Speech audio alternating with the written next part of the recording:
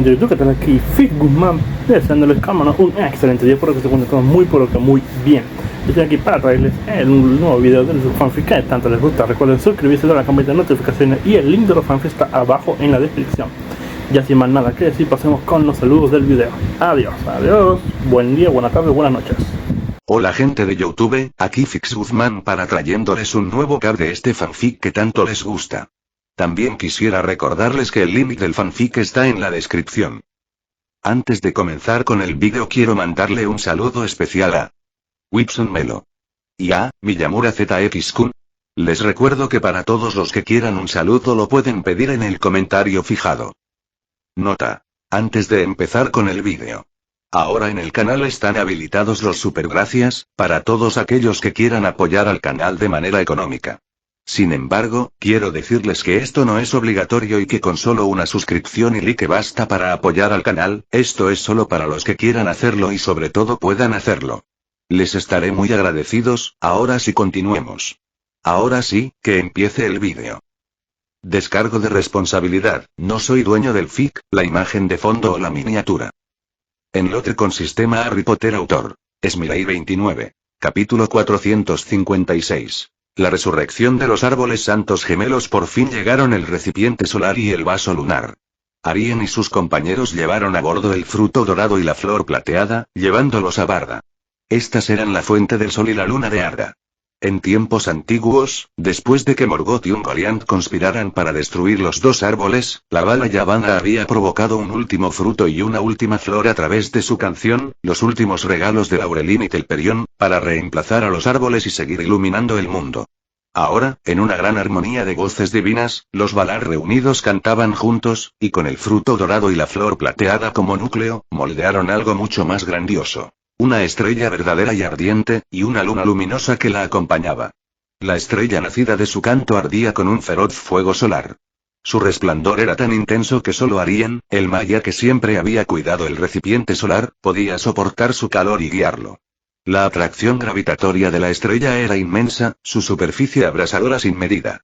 De no ser por las densas capas de nubes invocadas por los Valar para proteger Arda de la peor furia del sol, la tierra se habría reducido a un páramo estéril y sin vida. Pero el sol ya no podía permanecer dentro de la atmósfera de Arda. Barda lo empujó hacia el vacío, situándolo en órbita mucho más allá de los demás cuerpos celestes.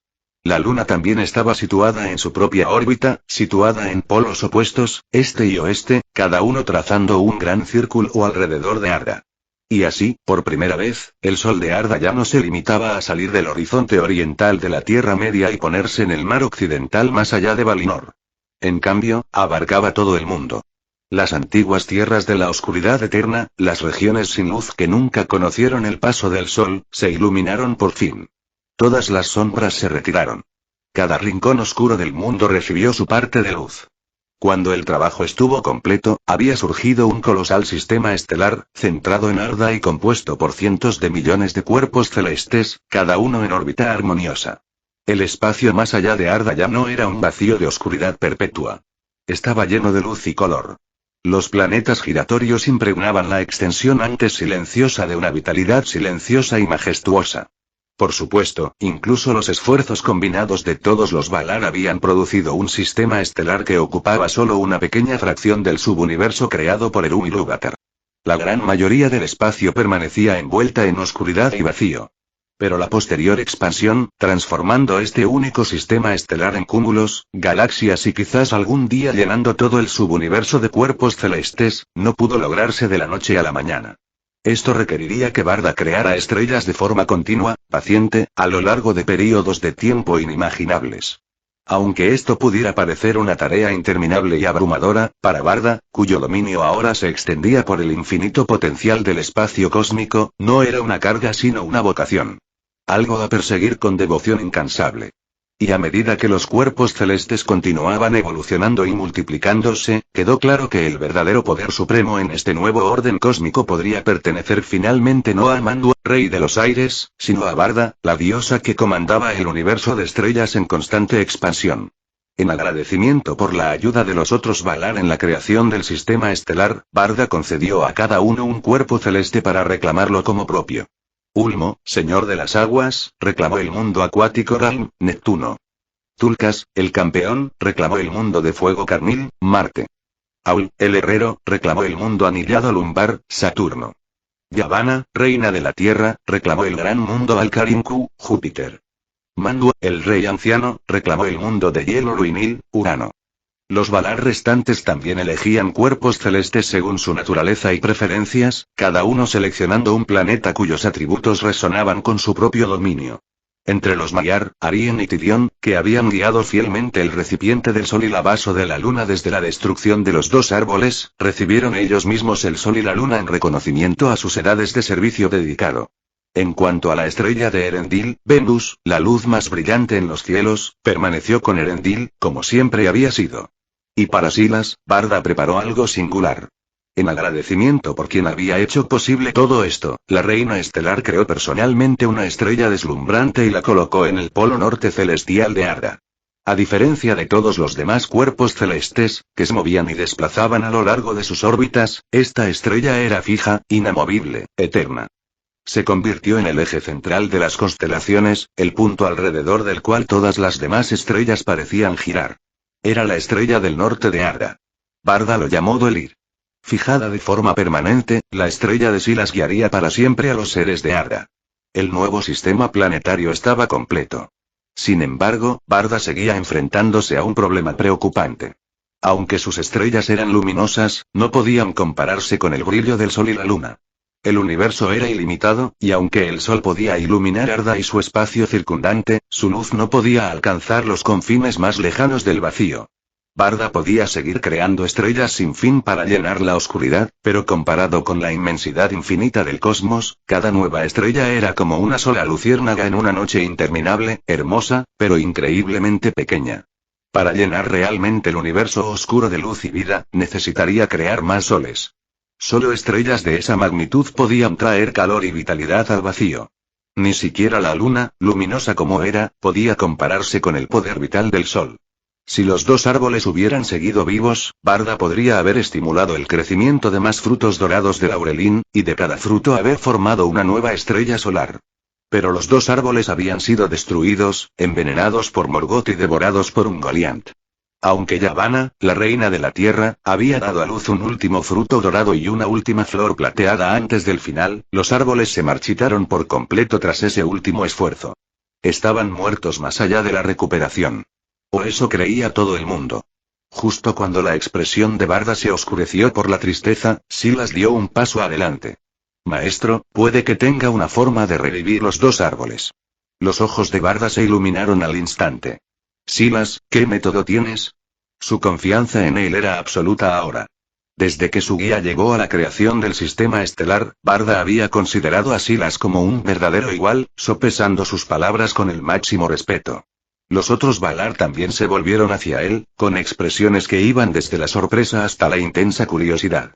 Yavanna, en particular, se inclinó hacia adelante con gran interés. Ella era la creadora de los dos árboles, si no podía revivirlos, ¿qué método podría poseer Silas que ella careciera? Yavanna solo conocía un camino hacia la resurrección. Antes de que los árboles se marchitaran por completo, los 3 Silmarils podrían haberse roto para extraer la luz original de los dos árboles contenidos en ellos. Con ese resplandor primordial, podría haber usado su poder para restaurarlos. Pero Fëanor rechazó su súplica por completo, aferrándose a los Silmarils con una posesividad feroz e implacable. Sin la luz original, Yavanna se había quedado sin poder para curar las raíces envenenadas de los árboles. Y ahora, los 3 Silmarils estaban dispersos más allá de toda esperanza de reencuentro, uno perdido en los abismos ardientes de la tierra, otro arrojado a las profundidades del mar y otro asentado en el cielo como la estrella de Erendil. Cada uno había encontrado su propio destino. No había forma de reunirlos de nuevo. De hecho, cuando los Valar moldearon la nueva estrella sol alrededor del fruto dorado, Barda no dudó en usar el Silmaril restante como núcleo, reutilizando su luz para el bien mayor del cosmos. Frente a las miradas vigilantes de los Valar reunidos, Silas permaneció tranquilo. Levantó la mano y señaló hacia un árbol que crecía en los jardines de Ilúmarin. Observaron cómo el poder del tiempo envolvía el árbol.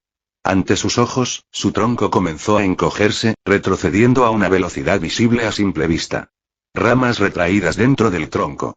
Las hojas se enrollaron y desaparecieron. El árbol se hacía más pequeño y joven, década tras década desenrollándose en momentos, hasta que por fin no era más que una semilla enterrada en la tierra. Un silencio atónito cayó sobre la asamblea.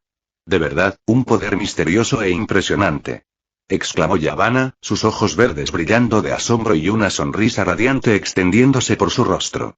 ¿Pretendes usar la inversión del tiempo para restaurar a Laurelin y Telperion a su estado perfecto y vivo? Silas asintió, pero su expresión transmitía una nota de humildad honesta. Los dos árboles fueron destruidos hace 4 edades. Mi poder con el tiempo, aunque ha crecido mucho, puede que no sea suficiente para revertir un alcance tan vasto por mí solo. Necesitaré la ayuda de Lady Yavanna y también de los otros Valar. La sonrisa de Yavanna se profundizó, cálida y suave. Laurelin y Telperion eran árboles que una vez canté para que crecieran. Ahora que hay la oportunidad de verlos en directo de nuevo, no quiero nada más. Lo que necesites de mí, Silas, solo tienes que pedirlo. Entonces le doy las gracias, Lady Yavanna, dijo Silas con una reverencia respetuosa.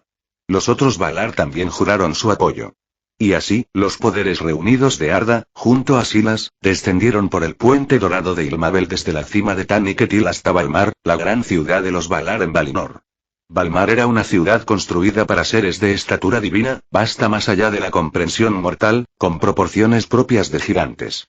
Sus habitantes eran los Valar, los Maiar y aquellos elfos que habitaban el reino bendito. Las calles estaban pavimentadas en plata, reluciendo como si fueran de puro metal, sus superficies salpicadas de incontables diamantes triturados que captaban la luz con cada paso.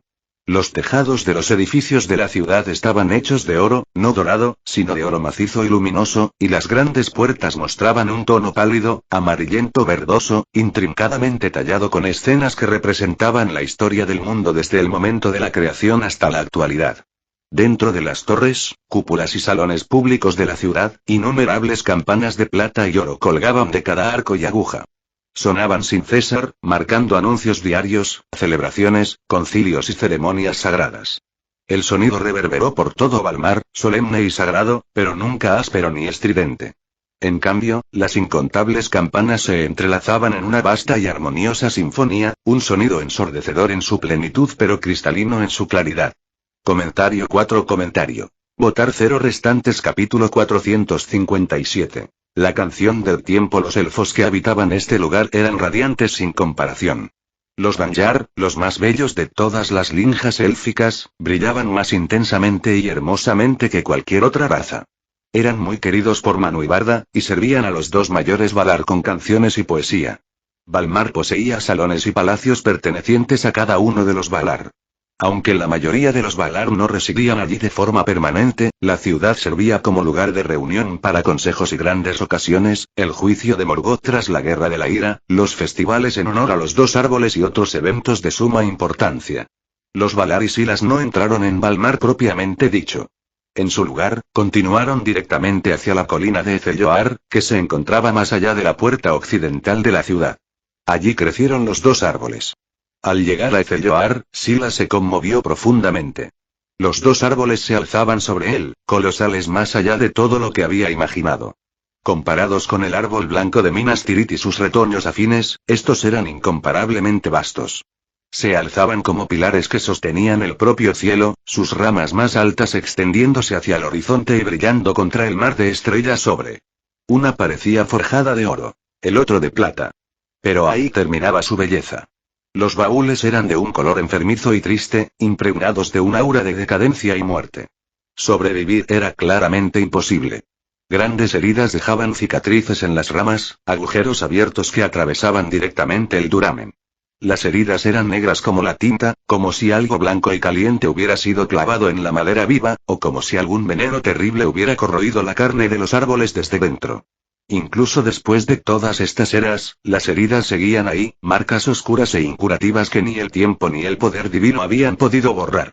Al ver a Silas examinando las cicatrices, Yavanna habló, su voz cargada de una tristeza silenciosa. Esas fueron hechas por la lanza oscura de Morgoth. Infligió graves heridas a Laurelin y Telperion. Y su cómplice, Ungoliant, les colocó sus succionadores asquerosos y drenó la savia con avidez, cada gota de luz y vida, antes de inyectar su veneno en las raíces. Cuando descubrimos lo que había pasado, ya era demasiado tarde. Solo pude, antes de que los árboles se marchitaran por completo, obligarlos a ceder su última fuerza restante, un solo fruto y una sola flor, que se convirtieron en el sol y la luna. Pero los propios árboles estaban más allá de toda salvación. De no ser por la inmortalidad inherente de los dos árboles y la bendita naturaleza del suelo de Valinor, incluso sus cáscaras marchitas se habrían reducido a polvo hace mucho tiempo. En cambio, se alzaban como monumentos a la pérdida, imponentes, magníficos y completamente muertos. Los Vanyar habían compuesto innumerables lamentaciones para ellos. Muchos espíritus de Valinor aún venían a rendir homenaje en silencio. Tras contemplar los dos árboles durante un largo y reverente momento, Silas se volvió hacia los Valar reunidos. Empecemos. Manu inclinó la cabeza. Concéntrate solo en invertir el tiempo, Silas. No te preocupes por nada más, te apoyaremos. Los otros Valar asintieron en acuerdo.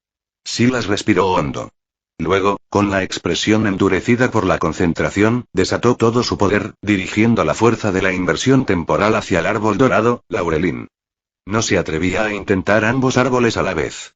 Eran demasiado vastos, demasiado antiguos, demasiado fundamentalmente divinos. Incluso con la ayuda de los Valar, estaba lejos de estar seguro de poder revertir el tiempo con éxito en uno solo. El reto era abrumador. La reversión tendría que abarcar casi 10.000 años. Y el hecho de que el objeto se invirtiera no era algo ordinario, los dos árboles eran creaciones divinas, cantadas por Yavanna usando una canción de poder de nivel creación.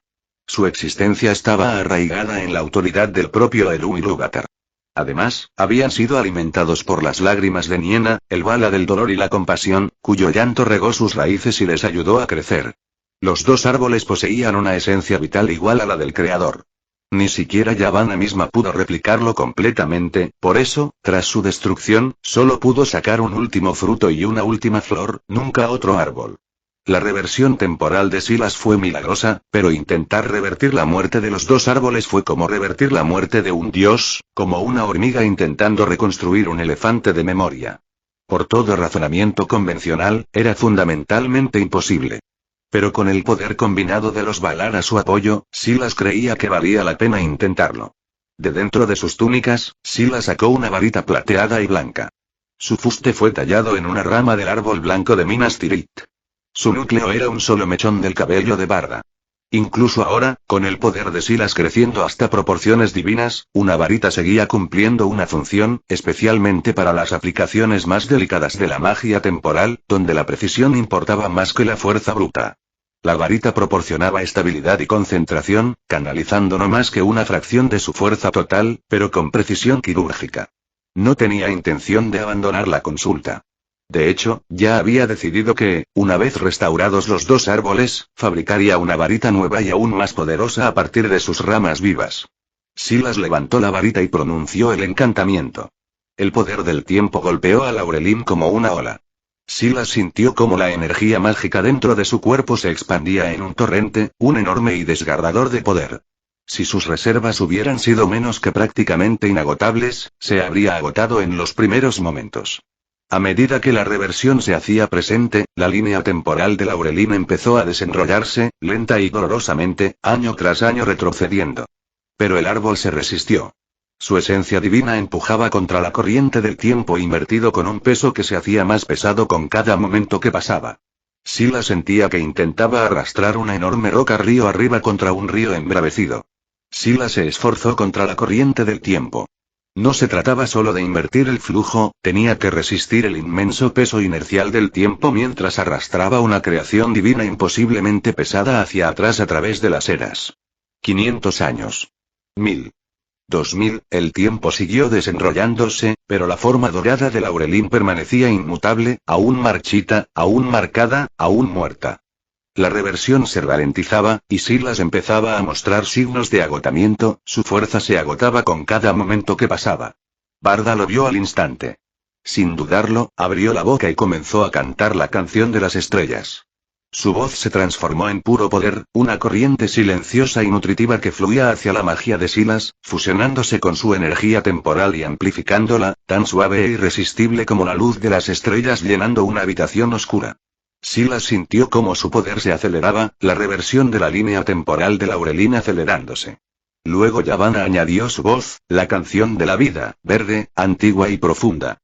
Su poder también se derramaba en el trabajo de Silas, amplificando aún más la corriente temporal. Uno a uno, los otros Valar se unieron. Manu cantó la canción de los vientos, vasta y majestuosa. Ulmo entonó la canción del mar, profunda e implacable. Aul alzó la canción de la forja, rítmica e inquebrantable. Namo cantó el cantar del juicio, solemne y absoluto. Tulkas bradó la canción del valor, feroz y triunfante. Niena lloró la canción de duelo, triste pero extrañamente sostenedora. 14 Valar cantaban en coro, cada uno con su propia melodía, cada voz distinta, pero todas entrelazadas en una armonía de belleza extraordinaria, casi imposible. Juntos, formaron una nueva composición, una pieza musical que nunca antes había existido en toda la historia de Arda. Pero esta vez, la voz principal era Silas. El poder del tiempo se convirtió en la melodía central, y los Valar, voluntarios y reverentes, cantaban acompañados. 14 voces divinas resonaron por todo Valinor, llenando el espacio entre el cielo y la tierra hasta que no quedó nada más. No hay otro sonido. Sin otro color. Solo el canto. Silas entró en un estado trascendente. Llevado por el coro de los Valar, se encontró cantando, una canción como ninguna que hubiera escuchado o concebido jamás. Pasado, presente y futuro se fundían en la melodía, toda la línea temporal de Arda fluyendo a través de su voz como un río atravesando un cañón. Su canción se hacía cada vez más fuerte, resonando por todo Valinor, cruzando el vasto océano, llegando a la Tierra Media, tocando cada rincón del mundo. Un río de tiempo sin límites se materializó a su paso, manifestándose en el mundo físico, extendiéndose de horizonte en horizonte sin principio ni fin. Silas sintió cómo su conciencia se elevaba con un poder ilimitado. Comprendió toda la autoridad del tiempo y tiró hacia arriba, más allá de todas las barreras que había conocido. En un instante llameante, atravesó el umbral final y entró en un plano superior de existencia. En ese momento, Silas sintió que podía hacer cualquier cosa. El tiempo era un juguete en sus manos. El vasto e infinito río del tiempo se extendía ante sus ojos como un mapa. Entre el canto de 14 Valar, Silas había, por un instante fugaz y trascendente, entrado en el reino de un señor del tiempo. Su mente consciente se volvió nublada, pero sus instintos le guiaban con absoluta certeza. Con el más leve destello de voluntad, todo el mundo de Arda quedó en silencio. Cada criatura, cada hoja, cada ola, congelada. El tiempo mismo se había detenido. Ninguno de los Valar se dio cuenta. Inconscientemente, Silas entró en el río del tiempo y giró río abajo, hacia el futuro. Cantaba mientras avanzaba, la canción del tiempo brotando de él en un flujo ininterrumpido, su voz una encarnación viva de la ley temporal. Bajo la influencia de la canción, las turbulentas corrientes aguas abajo, que siempre habían sido tan peligrosas e impredecibles, se calmaron y se volvieron quietas. Corrió cada vez más río abajo. A través de la era de los hombres. En una era de ciencia y tecnología. A través de una era de exploración espacial. Sus pasos no vacilaron. Su canto nunca cesaba. Por fin, llegó al final. El final del río del tiempo, el momento final del mundo. Al final del tiempo se sentó un pescador. Estaba posado en la orilla del río, una línea lanzada en la corriente que se desvanecía, completamente en paz. Cuando vio a Silas acercarse, aturdido, inconsciente, impulsado solo por el instinto, el pescador ladeó la cabeza y se permitió una pequeña sonrisa cómplice. No fue inesperado. Había estado esperando. El pescador era Silas. Su yo futuro. Sin decir palabra, el Silas del futuro metió la mano con naturalidad en el río del tiempo y sacó una sola gema, azul como el océano más profundo, ardiendo con luz interior. Se transformó en su mano en un círculo de resplandor que flotó hacia adelante y se hundió en la frente del Silas presente. Era el poder del tiempo, completo y absoluto, que contenía las leyes completas e intuertas que rigen el río del tiempo. Este no es tu lugar, dijo el futuro Silas en voz baja. Todavía no. Vuelve a donde perteneces. Levantó la mano y, con un solo y sin esfuerzo golpe de palma, envió al Silas presente volando hacia atrás en el tiempo. En un instante, Silas fue rodeado por corrientes temporales que se invertían rápidamente. El río del tiempo se difuminaba a su alrededor. En un abrir y cerrar de ojos, fue expulsado del arroyo y depositado de nuevo bajo los dos árboles de Valinor. El mundo congelado reanudó su movimiento. El coro de los Valar volvió a crecer, sin interrupciones e ininterrumpimiento. Ninguno de ellos se había dado cuenta de que el tiempo se había detenido. Comentario 7. Votar 0 restantes. Capítulo 458. Flores y frutos. Con el poder completo del tiempo recorriéndole, el dominio de Silas sobre la ley temporal se volvió casi instintivo, tan natural como respirar. Además, la fuerza combinada del coro de los Valar había llevado su fuerza más allá de sus límites anteriores, elevándole a un plano superior de poder. Bajo estas condiciones, la inversión temporal en el árbol dorado laurelín se aceleró repentinamente y luego se extendió, saltando al árbol plateado Telperión, arrastrando ambos árboles sagrados a una inversión simultánea. 5.000 años. 6.000. 7.000, 10.000 años de reversión pasaron en un instante. Los dos árboles, que habían permanecido inalterados durante siglos, completamente desprovistos de vida, comenzaron a recuperarse a una velocidad visible a simple vista. Sus troncos apagados y marchitos se sonrojaban con vitalidad. Ramas desnudas brotaron con hojas, dorado verde en laurelín, plateado verde en Telperión. Las heridas fatales dejadas por la lanza de Morgoth se sellaron y desaparecieron sin dejar rastro, como si nunca hubieran existido. Entonces los dos árboles ardieron con luz. Un resplandor increíblemente brillante, dorado y plateado entrelazados, estalló de sus dóseles restaurados, más brillante que el sol, más brillante que la luna, más deslumbrante y hermosa que cualquiera de los dos. La luz barrió todo Valinor al instante, luego se extendió más allá, extendiéndose por toda Arda. Muy lejos, en la Tierra Media, la humanidad miraba asombrada hacia el oeste. El cielo estaba bañado de oro y plata, y la noche se volvía más brillante que cualquier día. Todas las razas del continente lo reconocían por lo que era, un milagro. En Valinor, los elfos lloraban de alegría. Quienes vivieron en la era de los dos árboles, que recordaron su resplandor de primera mano, se vieron abrumados por la emoción.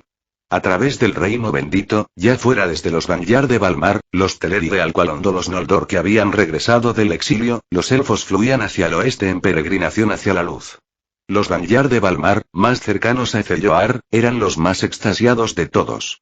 Las campanas plateadas y doradas de la ciudad sonaban al unísono jubiloso, su coro resonante celebrando el renacimiento de los árboles.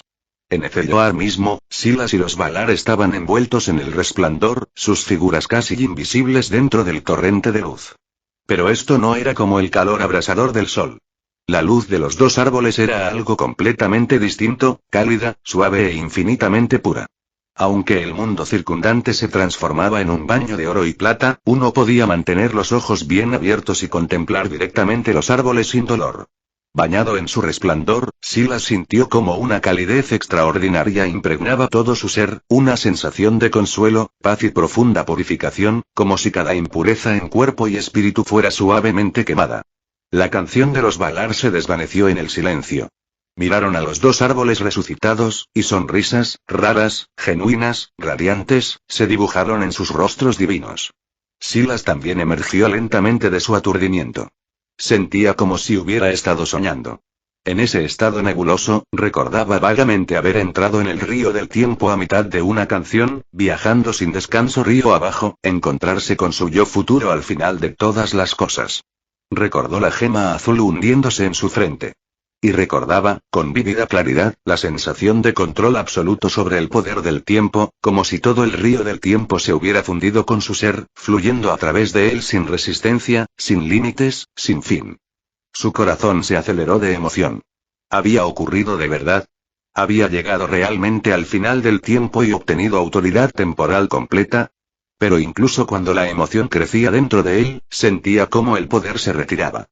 A medida que el canto de los Valar se desvanecía, la fuerza que lo había elevado al nivel de un señor del tiempo, una existencia de nivel Vala, rápidamente disminuida.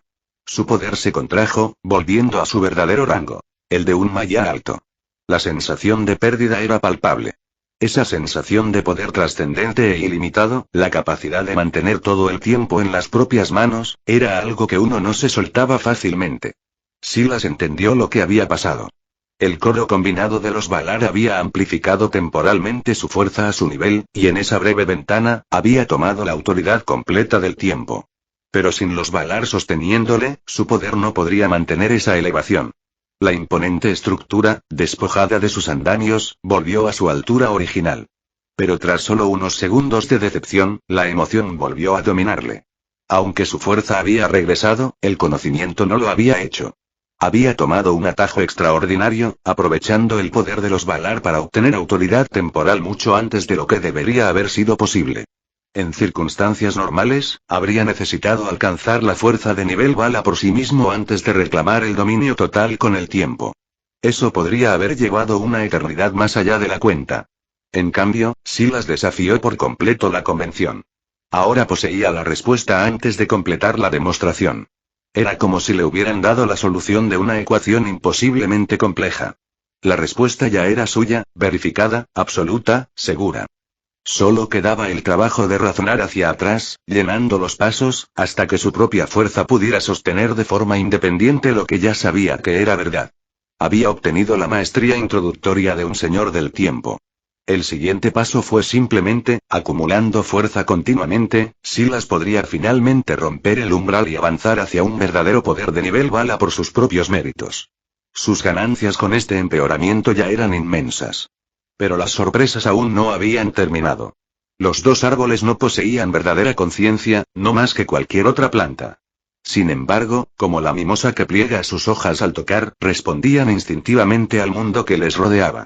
Y no eran árboles corrientes. Creados por la canción de creación de Yavanna y nutridos por las lágrimas de Niena, estaban imbuidos de una divinidad y un poder mucho más allá de cualquier cosa que surgiera de la tierra común. Los dos árboles parecían saber que Silas los había salvado. Instintivamente, agradecidos, le devolvieron el favor.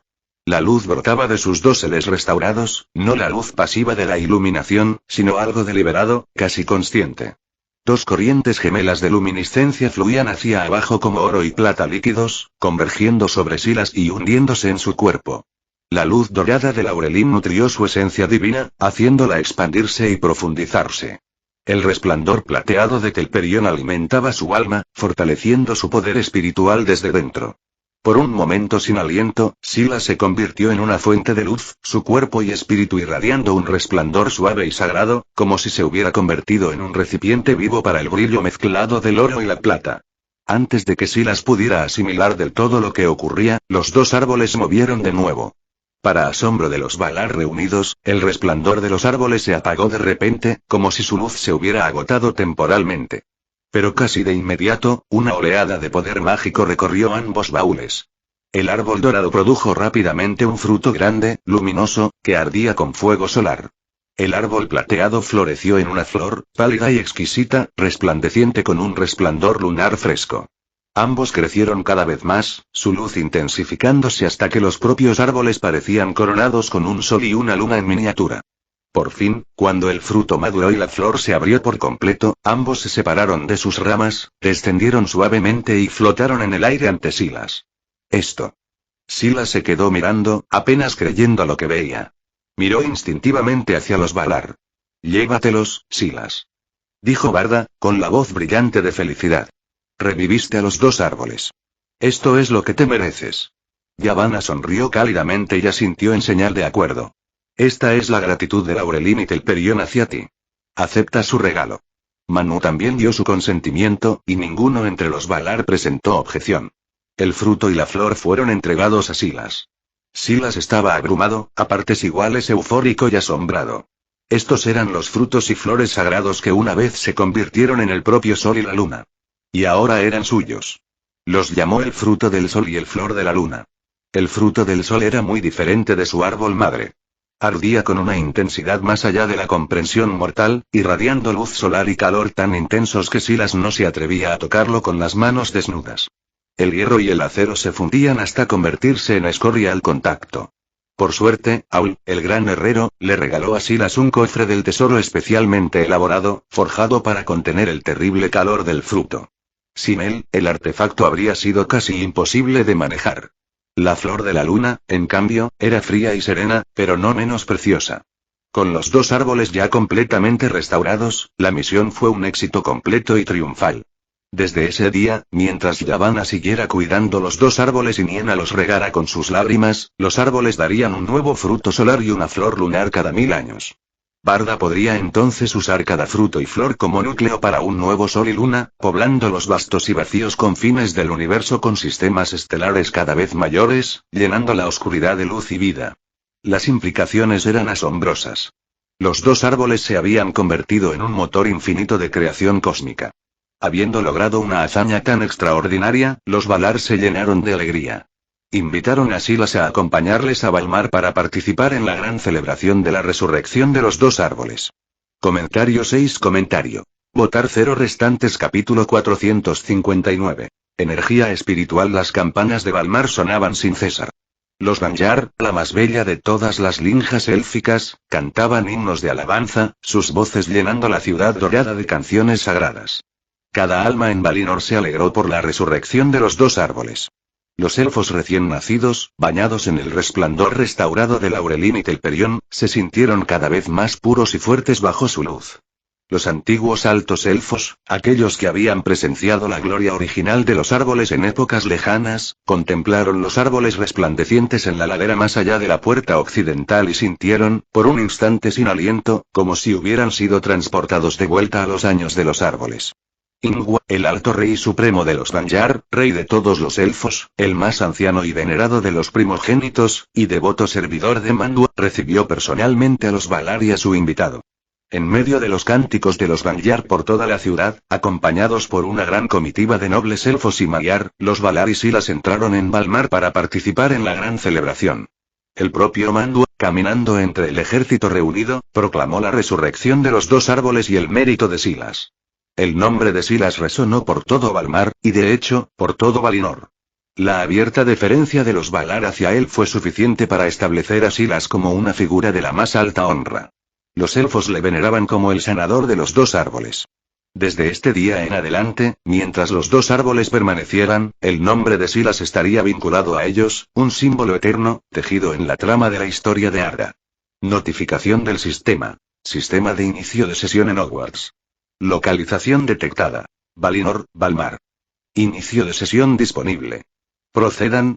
En medio del banquete, la notificación apareció en la conciencia de Silas. Su expresión no delataba nada. Con calma, por dentro, respondió. Inicia sesión. Inicio de sesión exitoso. Enhorabuena, has conseguido la verdadera naturaleza de la magia del amor. Silas parpadeó. ¿Magia del amor? Se detuvo, buscando en su memoria. Recordaba que Dumbledore hablaba a menudo del poder del amor, esa fuerza antigua y misteriosa que había moldeado el destino de Harry Potter. Pero a pesar de años de estudiar magia, Silas nunca llegó a comprender realmente qué era ese poder. Curioso, absorbió la avalancha de conocimiento que inundaba su mente. Y entonces entendió. Lo que los magos llamaban magia del amor era, en esencia, el poder del espíritu, una fuerza impulsada enteramente por la emoción genuina y una comprensión profunda. No era un hechizo para memorizar ni una técnica para practicar. Era algo mucho más fundamental. El poder espiritual era una fuerza invisible, más misteriosa que la magia misma, y en ciertos aspectos, más potente. Era más terrible que la muerte, más profundo que el intelecto humano, más milagroso que cualquier fuerza de la naturaleza. Podía ahuyentar las maldiciones más mortales. Ni siquiera la maldición asesina pudo superarla. No era una fuente externa. Se originó desde dentro, desde el corazón, desde el espíritu. Dumbledore lo había llamado el poder del amor. Harry Potter, protegido por el sacrificio voluntario de su madre Lily Evans, llevaba ese poder espiritual dentro de sí. Fue lo que desvió la maldición asesina de Voldemort, lo que hizo que el Señor Tenebroso no pudiera tocarle y lo que finalmente llevó a la destrucción de Voldemort. Pero el poder del espíritu no era ni misterioso ni incomprensible. Se manifestó en el mundo mágico de innumerables maneras. El encantamiento Patronus era una aplicación directa del poder espiritual. El lanzador necesitaba mantener un recuerdo puramente alegre, canalizando una intensa emoción positiva y una feroz voluntad de proteger, para invocar a un guardián corpóreo. Del mismo modo, el poder de cualquier hechizo estaba directamente influenciado por el estado emocional del lanzador. Esto era en sí mismo una forma de manipulación espiritual, usando la fuerza de la emoción para aprovechar una mayor energía mágica. Un mago corriente, luchando por proteger a su familia, podía desatar un poder mucho más allá de sus límites normales.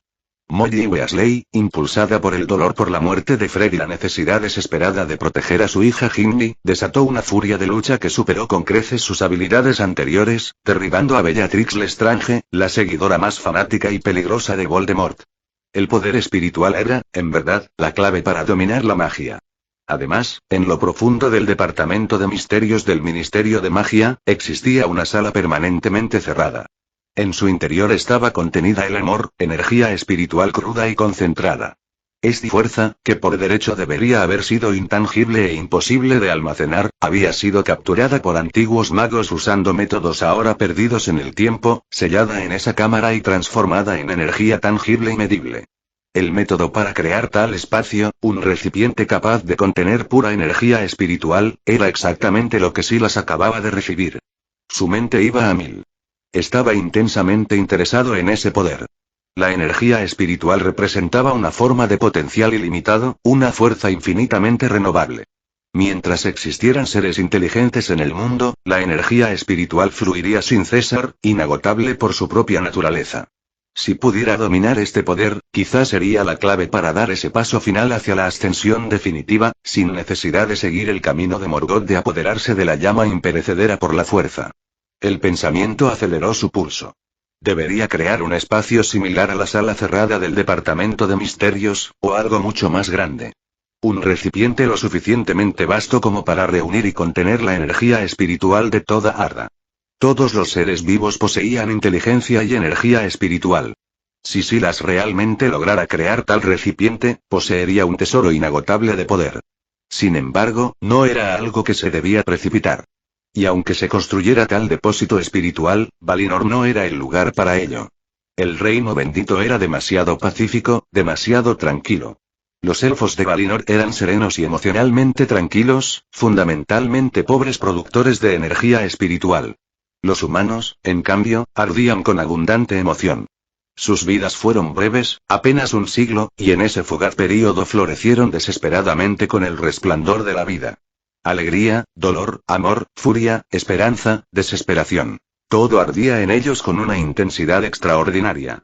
Su energía espiritual estaba concentrada más allá de cualquier cosa que los elfos inmortales pudieran producir. Si Silas deseaba reunir energía espiritual en cantidades significativas, tendría que ir a la Tierra Media. Pero viajar a la Tierra Media no era tarea sencilla. Como mínimo, se necesitaba existir a nivel Vala para moverse libremente entre los reinos. Las leyes de Valinor restringían a los elfos y a los Maiar de viajar al mundo mortal de Arda, pero tales restricciones no se aplicaban a los Valar mismos. Oron, el cazador, era famoso por su afición a la Tierra Media y a menudo montaba su gran corcel por sus bosques, cazando los restos de las criaturas de Morgoth.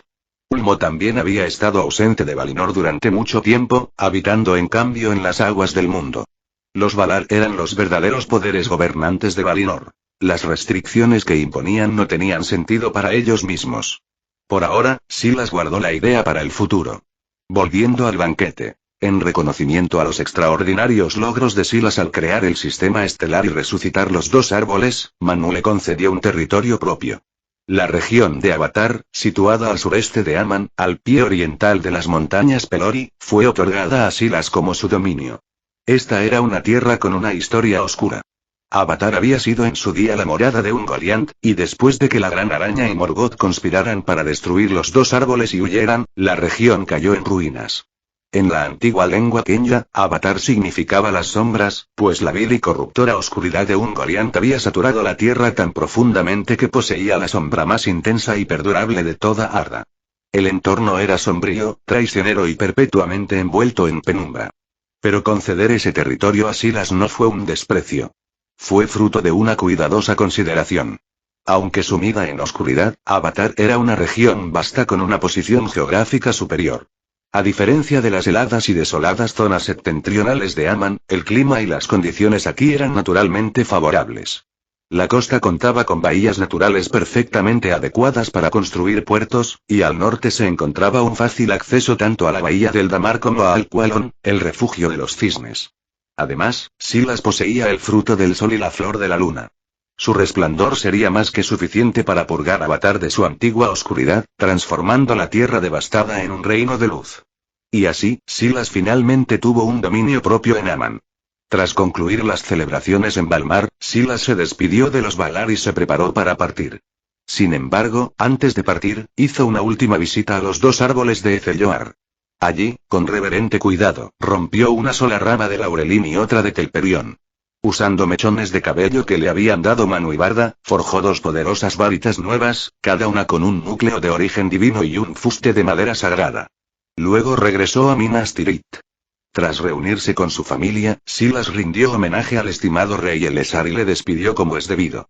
Luego, acompañado por su esposa Arwen y su hijo Elrond, partió de la Ciudad Blanca y partió hacia Avatar, listo para construir su nueva patria. Comentario 6. Votar 0 restantes. Capítulo 460. El elixir de la creación. El Avatar, esa larga y extensa extensión de tierra que se encuentra en las partes sureste de Aman, anidado al pie oriental de la cordillera de Pelori, era un lugar en el que la mayoría hacía tiempo que había dejado de pensar. El territorio era amplio y profundo, incluso mayor que las tierras que Silas había poseído en el continente central de la Tierra Media. Pero a pesar de su tamaño, había sido abandonada. Aquí, en épocas pasadas, la gran criatura araña Ungoliant había hecho su guarida, ella cuya oscuridad devoraba la luz misma. Cuando salió sigilosamente a ese escondite y derribó los 2 árboles de Valinor, y luego huyó tras su terrible acto, la sombra de su presencia permaneció. La tierra había estado sumida en una oscuridad perpetua desde entonces, estéril, desolada, sin luto. Un páramo olvidado al borde del reino bendecido. Pero eso fue antes de que llegaran Silas y su familia. Con su llegada, los Avatar brillaron con nueva vida. Silas eligió su terreno con cuidado, una posición resguardada contra los Pelori, bordeando un lago ancho y tranquilo. Alzó la mano, y la tierra le respondió. La piedra y la tierra se movieron. Las montañas antiguas se remodelaron. Grandes árboles movían como guiados por manos invisibles, formando muros, arcos y torres. Con suprema artesanía, recurriendo a su maestría en la transfiguración, la alquimia y todos los artes, Silas moldeó la tierra. En medio día de trabajo, un vasto castillo había surgido de la tierra donde no había más que sombra. La había construido a imagen de Hogwarts. Y sobre las 2 torres gemelas más altas de ese castillo, Silas colocó sus materiales más preciados. Un fruto solar de uno de los 2 árboles y una flor lunar del otro. Allí, en esas alturas, servían como 2 faroles gemelos para todos los Avatar, el fruto del sol brillando con un resplandor cálido y dorado como un segundo amanecer, la flor lunar derramando su luz plateada como una luna silenciosa e interminable. Juntos, su luz llegaba a cada rincón del Avatar, llenando las grutas más oscuras, penetrando en las más profundas, alcanzando cada sombra que la memoria de Ungoliant había dejado. La oscuridad no retrocedió. Se disolvió por completo, como la escarcha antes de la mañana. El Avatar fue transformado.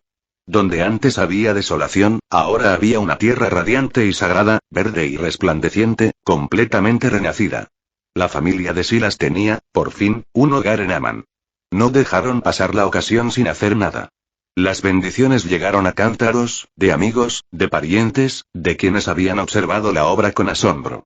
Bajo esas bendiciones, el Avatar floreció. La hierba y las flores se extendían por un suelo que nunca había conocido color. El aire se volvió limpio y dulce. El agua del lago se volvió cristalina. Las estrellas arriba, captadas por la luz siempre vigilante de Barda, brillaban con un brillo particular sobre este rincón del mundo. Se había convertido, sin duda alguna, en una tierra bendecida. La noticia se difundió, como ocurre en Aman. Llegaron los elfos, muchos parientes y pueblos, junto con los Ainur, los artesanos de Aur y otros más. Vinieron a celebrar, a ofrecer bendiciones, a pasear por los nuevos pasillos y maravillarse de lo que se había construido. El Avatar antes olvidado se convirtió, casi de la noche a la mañana, en un lugar de vida, reunión y ruido alegre. 1000 años pasaron como una tarde tranquila. En el castillo que Silas había llamado Hogwarts, se estaba llevando a cabo una gran obra. Silas estaba de pie sobre un proyecto que llevaba siglos construyendo, una poción como ninguna otra intentada hasta entonces en Aman o la Tierra Media. Lo llamó la tirada de la creación. Sus ingredientes principales eran el fruto del sol y la flor lunar. Sus componentes secundarios eran el rocío estrella de Barda, extraído de los pozos alimentados por la luz de los 2 árboles. Las lágrimas de Niena, la dama de la misericordia. Y la esencia del árbol blanco de la vida. En esta fórmula, Silas vertió todo. Toda la profundidad del conocimiento de pociones del mundo mágico y de su sistema, combinada con siglos de estudio en la propia tradición medicinal de Arda, y refinada bajo la paciente guía de Estragentil, diosa de la curación y el descanso. Había requerido cientos de años de esfuerzo. Pero la fórmula estaba lista. Silas había encargado a los artesanos de Aul forjar un caldero digno de la labor, un gran recipiente dorado, enorme en escala, colocado sobre un horno que ardía con un calor feroz y constante. En él, primero vertió el rocío estrella de los pozos de Barda. No era un líquido cualquiera. Recogido del rocío que se formaba cada mañana sobre la corteza y las flores de los dos árboles, el rocío impregnado de la esencia misma de su luz, brillaba con un violeta pálido y luminoso, fresco y misterioso incluso por encima de las llamas rugientes bajo él. Su temperatura no subió. Descansaba en el caldero dorado como un charco de silenciosa luz lunar. Silas colocó el fruto del sol y la flor lunar juntos en el caldero. Esperó. El fruto del sol era, por naturaleza, la fuente de fuego y calor, un fragmento de la misma luz que una vez iluminó toda Aman. La flor de luna llevaba dentro de sí la serenidad plateada y helada del resplandor del árbol más joven. Incluso el fuego más intenso que Silas podía invocar era impotente contra ellos. Ya lo había probado antes y lo conocía bien. Efectivamente, los dos ingredientes simplemente flotaban en el rocío estrella brillante, completamente indiferentes, quietos, serenos e inmóviles, como si el estufa rugiente bajo ellos no existiera. Silas no entró en pánico. Lo había anticipado. Metió la mano bajo sus túnicas y sacó una pequeña botella de cristal. Era delicado en la mano, apenas más grande que su palma, pero el líquido dentro captaba la luz de una forma que parecía casi viva. Sagrado. Lo destapó con cuidado y lo inclinó sobre el caldero, vertiendo el contenido brillante en un fino y reluciente chorro en el recipiente dorado que había debajo. El cambio fue inmediato. El fruto del sol tembló. La flor de luna se estremeció. Y entonces, lentamente, como hielo tocado por fin por el calor verdadero, empezaron a disolverse. No en nada, sino en esencia. El fruto del sol fundiéndose en un oro rico y fluido, la flor lunar deshilachándose en una plata fría y luminosa. Los dos chorros de líquido serpenteaban a través del rocío estrella violeta, y los tres colores, dorado, plata y púrpura pálido, se arremolinaban y entrelazaban sin fusionarse del todo, formando un líquido tricolor de belleza imposible. Una fragancia surgió del caldero. Profunda, compleja e embriagadora, de esos olor que no solo huelen agradables sino que parecen despertar algo en la sangre, agudizando la mente y levantando el corazón de cualquiera que lo respire.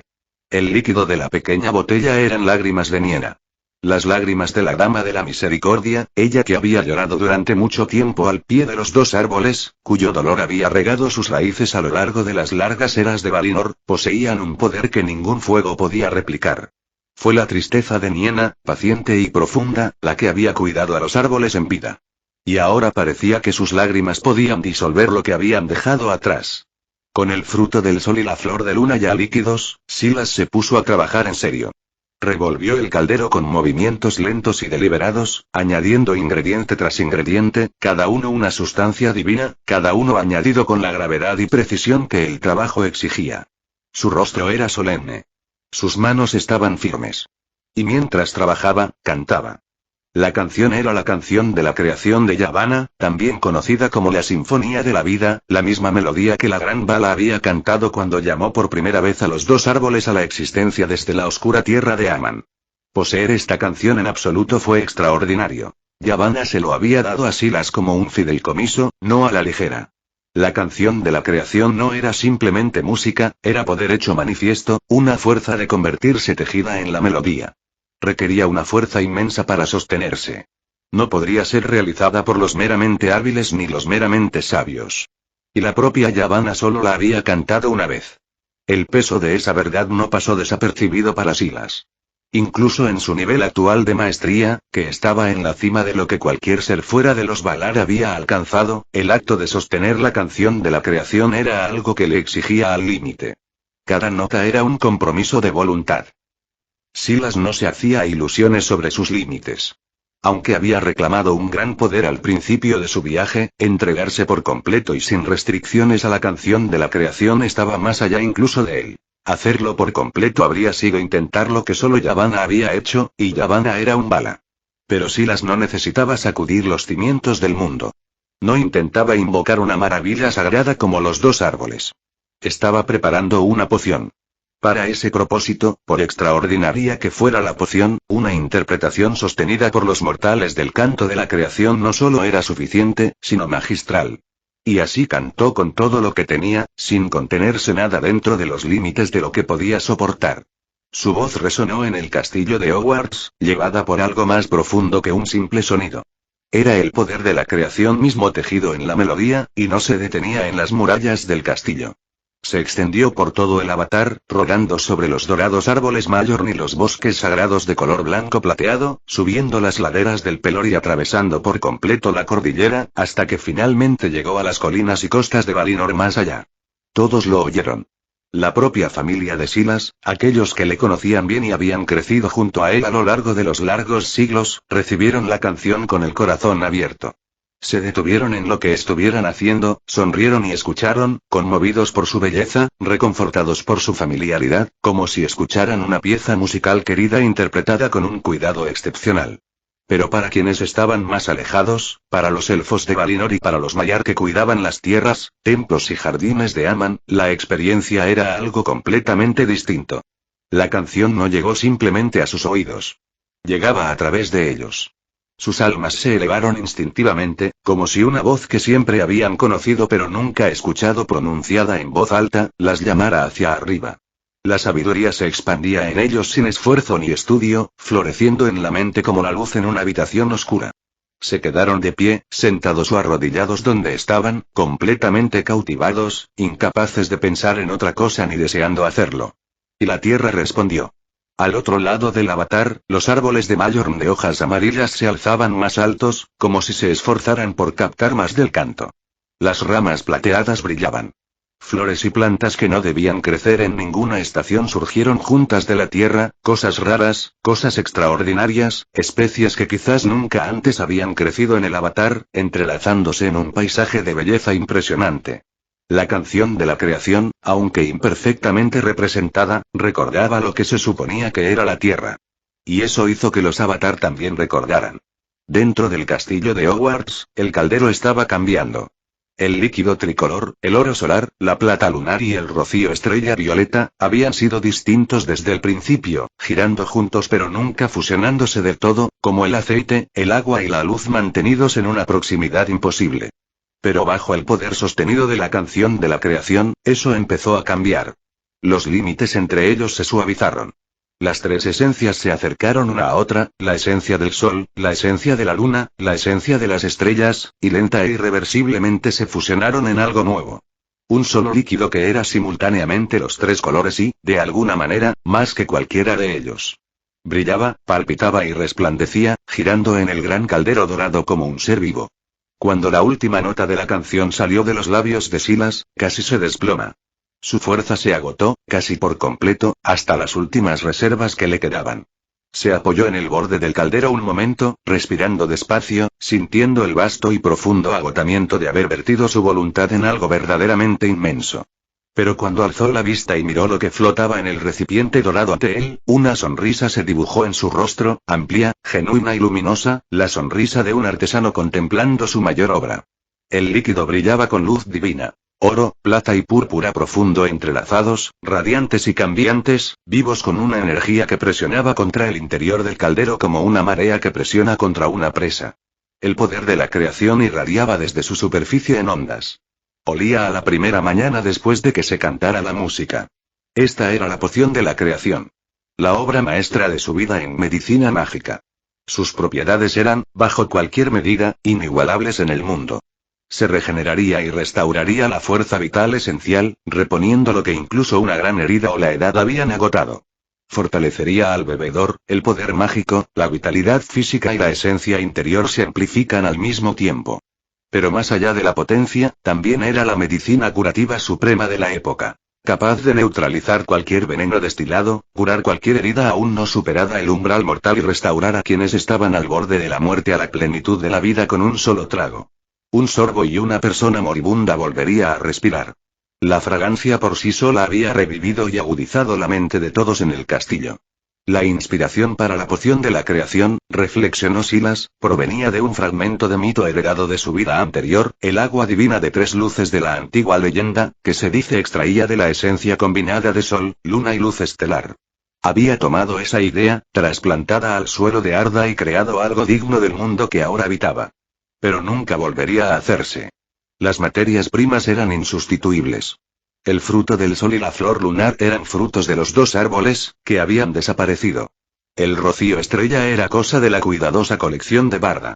Las lágrimas de Niena no podían pedirse dos veces. Había usado lo que existía, y lo que existía era finito.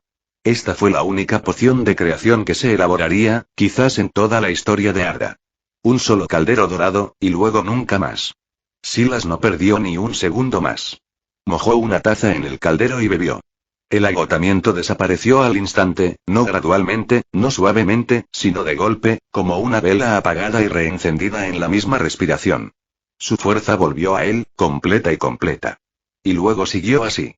Su poder mágico, el profundo reservorio que había construido durante siglos, ascendía a un ritmo que le robaba el aliento, ascendiendo más allá de niveles que creía que estaban a años de distancia, presionando contra límites que creía fijos. Su esencia interior se expandía visiblemente, momento a momento, como si los límites de lo que podía contener se redibujaran silenciosa y permanentemente. Estaba allí, con los ojos abiertos y brillantes, mirando el enorme caldero con una expresión atrapada entre asombro y hambre. Era del tamaño de un pequeño estanque. Y estaba lleno. La elección no fue difícil. Silas inspiró hondo y permitió que su cuerpo cambiara, creciendo, expandiéndose, su forma hinchándose en algo vasto e inmenso, la escala de un gigante en una sala que de repente se había hecho mucho más pequeña a su alrededor. Bajó la mano, cerró una gran mano alrededor del caldero, ese enorme recipiente dorado, cuyo contenido aún brillaba y humeante, lo levantó y bebió. Todo. De inmediato.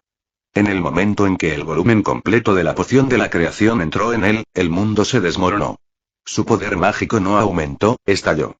Se desgarró hacia arriba como un geyser, salvaje e incontrolable, golpeando cada límite que poseía con una fuerza que, desde dentro, se sentía como estar en el centro de una presa en ruinas. La sensación no era exactamente dolor. Era la sensación de ser demasiado, de contener más de lo que cualquier recipiente estaba construido para contener, de las costuras de su existencia empezando a tensarse y astillarse bajo la pura presión de lo que le estaba entrando. Iba a romperse. Sin dudarlo ni un segundo, Silas actuó. Levantó la mano y llamó al río del tiempo. Le llegó como un viejo compañero, esa corriente plateada que fluía bajo todas las cosas, más antigua que la canción y más profunda que la tierra. Metió la mano en ella, encontró el equilibrio y se lanzó, sumergiéndose directamente en su corriente, dejando que el flujo del tiempo se cerrara a su alrededor como el agua alrededor de una piedra. Fin de capítulo. Hasta la próxima. Like y suscríbete, por favor. Fix Guzmán se despide. Adiós.